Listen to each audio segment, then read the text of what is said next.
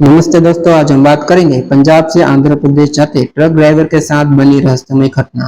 अमृतसर की एक ठंडी सुबह थी। आसमान में काले बादल छाए हुए थे और सड़क पर धूल की एक चादर बिछी हुई थी।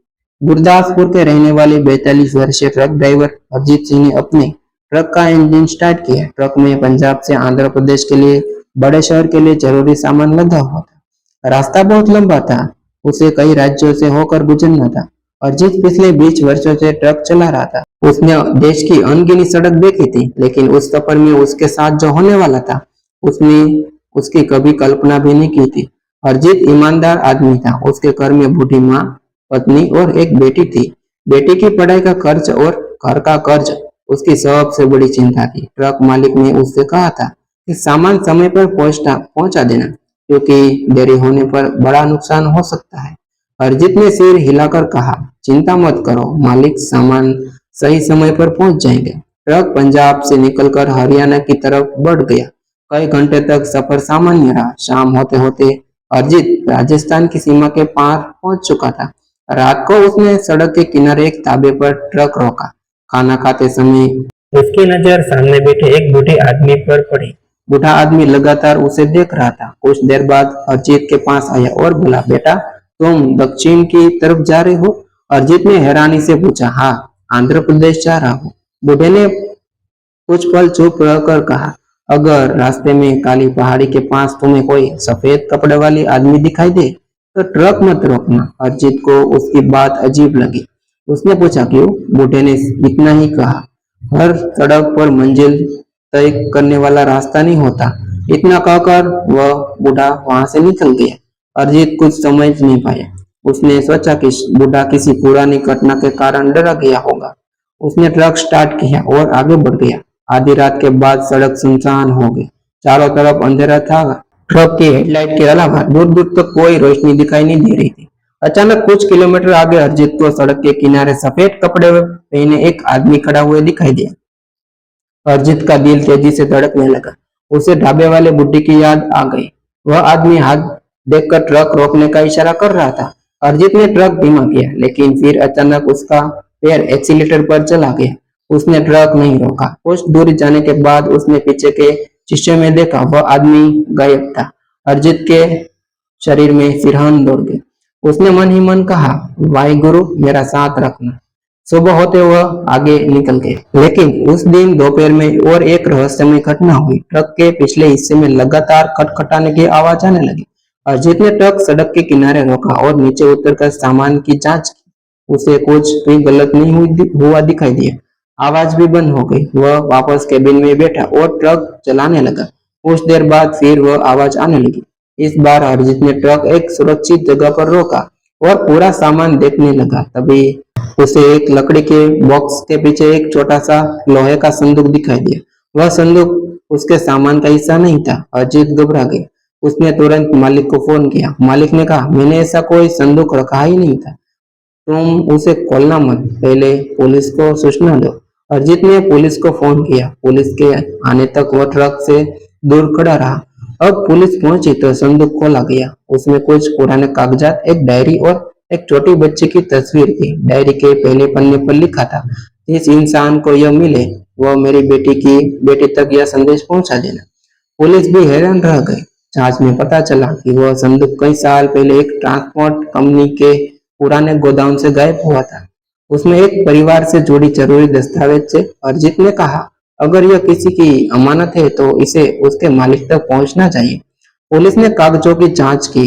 एक पुराने पते के आधार पर पता चला कि वह परिवार आंध्र प्रदेश के एक छोटे से कस्बे में रहता था।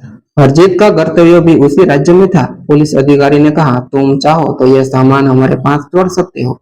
अरिजीत कुछ देर सोचता रहा। उसने लगा कि शायद उसके सामने किसी की जिंदगी से जुड़ी जिम्मेदारी आई है। उसने कहा, साहब मैं इसी उसके सही मालिक तक पहुंचा दूंगा।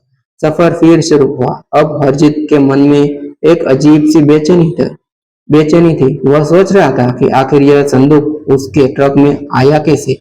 कई 100 किलोमीटर बाद आंध्र प्रदेश पहुंचा। कागज में दिए गए पते के अनुसार वह छोटे से गांव में पहुंचा। वहां एक वृद्ध महिला मिली। उसने तस्वीर देखते ही रोना शुरू कर दिया। उसने कांपती आवाज में कहा, यह मेरी बेटी की तस्वीर है। पता चला कि वर्षों पहले उसके पति की मृत्यु के बाद उसकी बेटी घर छोड़कर चली गई थी और फिर कभी वापस नहीं लौटी। संदूक में मौजूद डायरी से पता चला कि बेटी ने अपनी माँ को एक संदेश लिखा था, लेकिन वह संदेश कभी पहुंच नहीं पाया। आखिरी पन्ने पर लिखा था कि वह अपनी माँ को छोड़ने नहीं चाहती थी, लेकिन परिस्थितियों ने उसे मजबूर कर दिया था।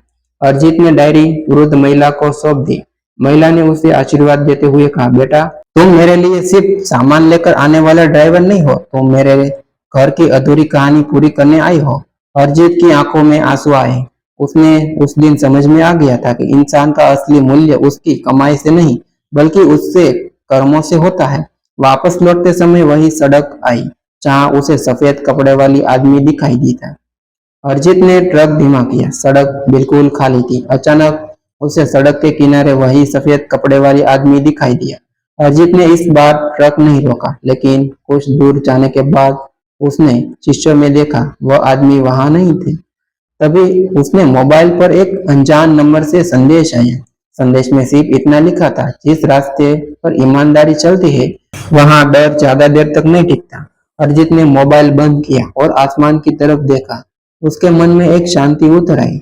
उसे यह नहीं पता था कि वह संदेश किसने भेजा था और सफेद कपड़े वाला वह व्यक्ति कौन था। शायद यह केवल संयोग था, शायद किसी रहस्य का हिस्सा, लेकिन अरिजीत के लिए उस सफर का सबसे बड़ा सच कुछ और था। उसने जाना कि जिंदगी में कई बार हमें ऐसे रास्ते मिलते हैं जहां मंजिल दिखाई नहीं देती। उस समय इंसान को डर के कारण रोकना नहीं चाहिए, उसे अपने ईमान और सही कर्मों पर भरोसा रखना चाहिए। कई दिनों बाद अरिजीत पंजाब वापस लौटा। घर पहुंचते ही उसकी बेटी दौड़कर उस पे लिपट गई। उसने पिता से पूछा, पापा, इस बार रास्ते में क्या हुआ? अरिजीत ने मुस्कुराकर बोला, एक लंबा रास्ता था, कुछ रहस्य थे और एक ऐसी सीख मिली जिसे मैं जिंदगी भर नहीं भूलूंगा। बेटी ने पूछा, क्या सीख? अरिजीत ने उसके सिर पर हाथ रखते हुए कहा, बेटी, रास्ता कितना भी लंबा क्यों न हो, अगर इंसान सही रास्ते पर चलता रहे तो देर जरूर हो सकती है, लेकिन मंजिल कभी न कभी मिल जाती है। उस रात अरिजीत देर तक जागता रहा। उसे लगा जैसे उस सफर ने उसे बदल दिया था।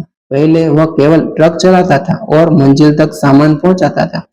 वह अब समझ चुका था कि जिंदगी में इंसान सिर्फ सामान नहीं पहुंचाता, कभी कभी वह किसी की उम्मीद, किसी का संदेश और किसी की अधूरी कहानी भी मंजिल तक पहुंचाता है। उस रहस्यमय सफर ने हरजीत को यह सीख दिला दिया था कि सच्ची ताकत डर में नहीं, बल्कि ईमानदारी में होती है।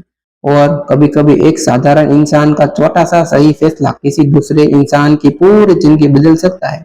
कहानी का संदेश, जिंदगी में रास्ते कठिन से कठिन और रहस्यमय क्यों ना हो, हमें अपने ईमान और अच्छे कर्मों का साथ कभी नहीं छोड़ना चाहिए। सही काम करने में कभी कभी समय और साहस दोनों लगते हैं, लेकिन अंत में वही इंसान की सबसे बड़ी जीत हासिल करता है। किसी की मजबूरी का फायदा उठाने के बजाय उसकी मदद करना है। इंसान की पहचान उसकी दौलत या पद से नहीं, बल्कि उसके कर्मों से होती है। दोस्तों, यह घटना सच्ची घटना पर आधारित है। स्टोरी में सभी पात्र काल्पनिक है। हमने कहानी स्टोरी में हर जगह हर चीज को बदल कर रखा है। ऐसे नए वीडियो सुनने और देखने के लिए आप हमारे चैनल को सब्सक्राइब करें। अगर आपको हमारे वीडियो थोड़े से भी अच्छे लगते हैं तो हमारे चैनल को सब्सक्राइब करके हमें प्रोत्साहन करें। तब तक के लिए हमारे चैनल के साथ जुड़े रहे। मिलते हैं न्यू वीडियो के साथ, न्यू स्टोरी के साथ।